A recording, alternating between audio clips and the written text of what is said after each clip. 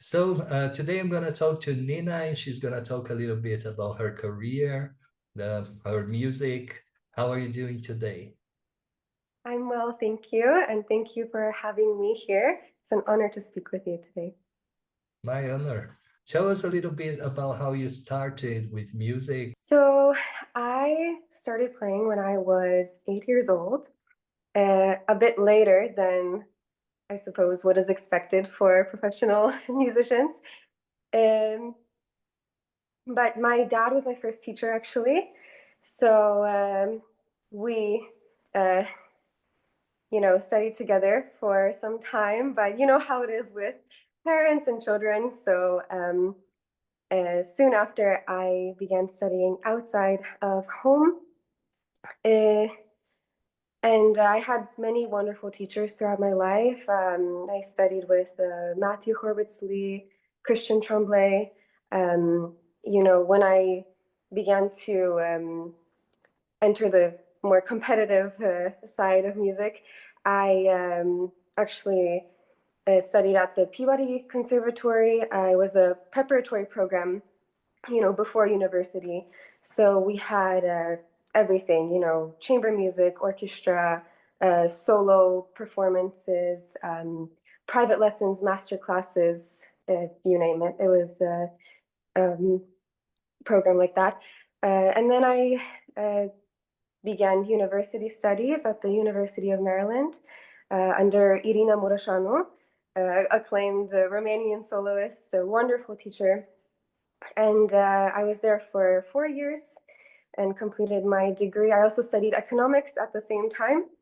Yes, I just graduated last year. And, now I am performing regularly. Um, it's mostly gigs, and I teach. I have my students, and I love to teach. It's a big part of my life as a violinist, and I'm also studying law right now, so it's a little bit of everything.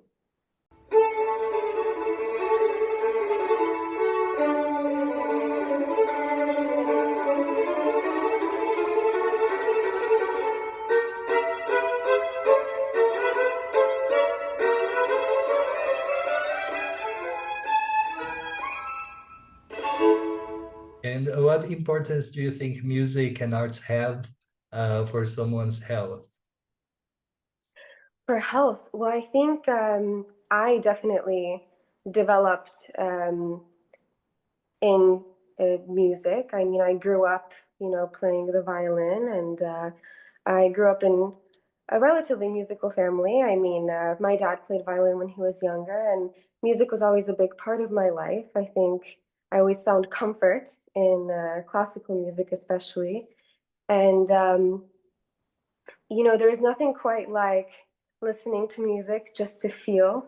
I think so often, especially as musicians, we listen to music to improve our own playing or to learn some composition. But I think it's so important to just listen and feel and appreciate music. And I think that has definitely helped me, especially in my academic studies and all aspects of life, really. I mean, it's my identity, and I think it brings so much comfort, and it's very beneficial to mental health for sure. And where do you draw inspiration from to make arts, to perform music? How do you get yourself in this atmosphere so you can practice? You have to practice a lot, right? Yes, of course. Um, well, I draw most of my inspiration, I would say, from my faith. I,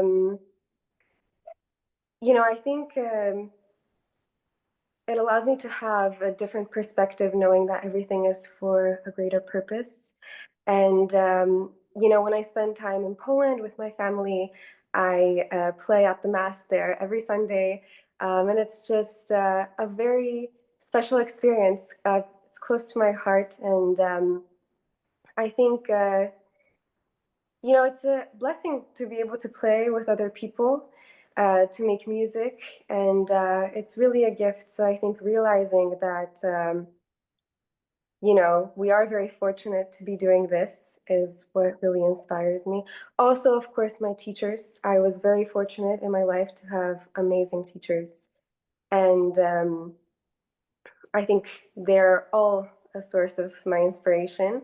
Um, in selecting my teachers, I definitely look for artistry. I value the actual uh, playing of a teacher, not only the educational aspect, but also performance. And I think watching my teachers in action was very inspirational to me throughout my life. Um, even things as simple as going to concerts and seeing uh, artists perform from all over the world. And, I grew up listening to Itzhak Perlman. He's my favorite violinist. And, I saw him perform live one time, and that was a very special experience for me. So I think witnessing music uh, is very inspirational to me in general. Um, and yes, of course, practicing is a big part of being a musician, and you know, it's many hours every day, and I think this inspiration helps, uh, you know. Me continue that and keeps me motivated. Sounds amazing. Any favorite composers that inspires you? Yes, actually, I love. I have a few. I love romantic era in general. I love Wieniawski. Um, that is, I think, quite obvious, maybe because I'm from Poland, but I do love Wieniawski very much. Beethoven is, of course, one of my favorites. The And best. yes, and I actually really like Różycki, Ludovian Różycki. He's actually a Polish composer as well, and I had the honor of performing his unfinished composition, Violin Concerto, at my graduation recital. And this was actually the manuscript was discovered in the ruins of the Warsaw Uprising. And the story behind this piece is so special, and I just fell in love with the composer. And yeah, I'm always open to discovering new composers, and um, this one has become one of my favorites as well. Amazing. And what plans have you got for the future in your career? I see that you also have another plans besides music and you teach also, right? Yes. Well, I am planning to continue performing and teaching as well. I mean, that's a major part of my life. I think teaching is something I especially love because I think growing up, I was so eager to express passion, especially as someone who started a bit later than what is expected for professional musicians. Um, I often lacked the tools for expressing myself, the tools being, technique. And I think, you know, maturing, I was starting to understand the world on a deeper level. And I was excited to express all of this in my music, but sometimes I was not sure how. And I know my teachers really helped me understand, why things work the way they work. And also learning these things when I was a bit older than some of my peers helped me, articulate technique and, different methods. In a way that is is understandable, especially for young children. when I was young, I often asked my friends, "Oh, how do you do this?" And they would say, "Well, I don't know. It comes naturally to me, you know." But I think I had the unique experience of actually learning everything very precisely and being able to articulate it. So, you know, I think that gives me a very unique perspective when it comes to teaching. So that's something I really value, and I want to keep that in my life. Um, and yes, of course, performing. I love performing. I think that's, I try to always play with my heart. I love being on stage. I love, all contexts of performance, whether it's solo, chamber, orchestral, anything.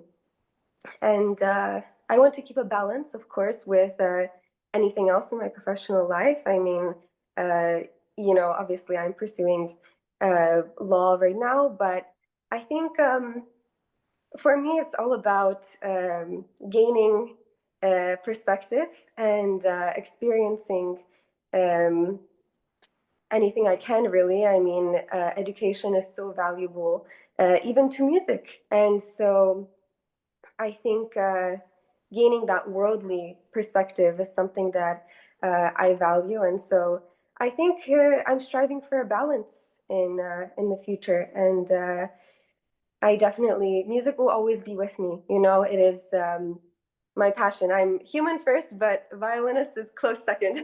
So I would say that's my identity. It's who I am, and I definitely look forward to performing both in the United States and in Poland and wherever I may travel. I mean, I love meeting new people and making music together and exploring different stages around the world. And I look forward to doing more of that throughout my career.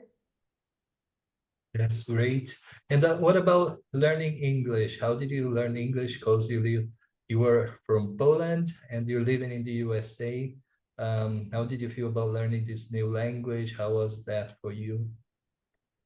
Yes, so I was born in Poland and I spent most of my life in the United States. So most of my education and musical education as well took place here. I'm currently living here as well. But as musicians, we communicate in English, so it's very important, to know the language. I think for me, I learned in grade school, so it came naturally to me. I was fortunate to be young when I came here because, to children it comes naturally.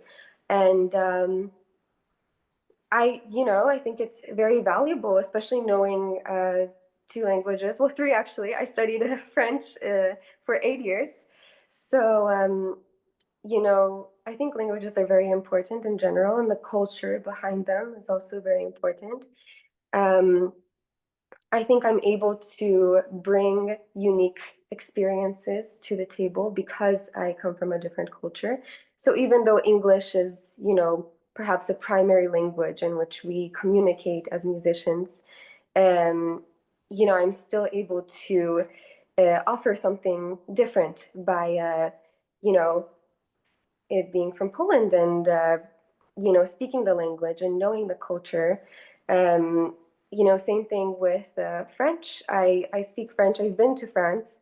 I put my French to the test, so that was also a great experience for me. And I think it's very special if you you know do come from a different culture. I think it's very valuable to express that in your music. And I think this is what creates, artistry. We are all unique, and we can, bring our cultures to the table and um, express ourselves in unique ways. And I think it's very special. But overall, I think English is, the main language, and at the same time, it brings together people from all over the world, and uh, you know, we're able to create networks that are so essential in professional life, especially. So, yeah. And do you take students online too? Only I do. Yes, I do. I actually do half and half. I mean, it's, sort of dependent upon the situation of the students. Some are far away, so I think you know it's important to offer a wide range of possibilities for students because um, you know during the pandemic, for example, many of my lessons were also online, and maybe it's not the same, but I think it's important to offer these possibilities for students to improve access of music education and such. that's true. And if I want to contact you to have lessons online, what is the number or email? So I actually have a website. It's Nina Staniszewska. I know, long last name. It's NinaStaniszeWska .com.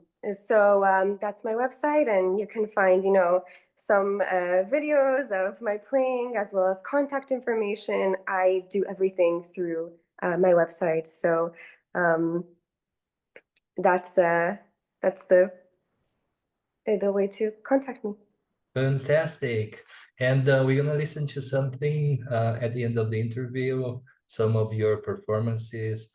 I thank you very much for sharing music with us, sharing a little bit about your feelings, your projects. Thank you very much for being with me. Thank you so much. It's such an honor to speak to you, and thank you for allowing me to be a part of this project. My honor. Thank you very much.